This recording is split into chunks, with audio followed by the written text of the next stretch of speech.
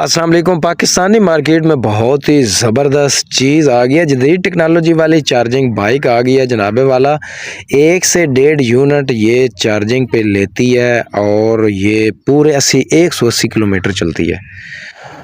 बहुत ज़बरदस्त चीज़ है और देखें जी, एक बहुत ही खूबसूरत इसकी मॉडिफिकेशन है।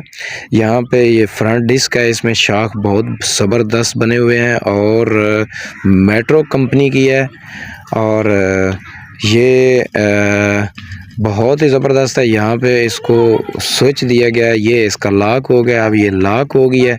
अब इसको इस तरह आप यहाँ से ऑन कर सकते हैं। जब ऑन होगा तो स्विच भी जो इसमें लाइट लगी हुई है ये भी रोशन हो जाता है, बड़ी गाड़ी की तरह इसका स्विच बना हुआ है। डिस्प्ले स्क्रीन बहुत ज़बरदस्त है।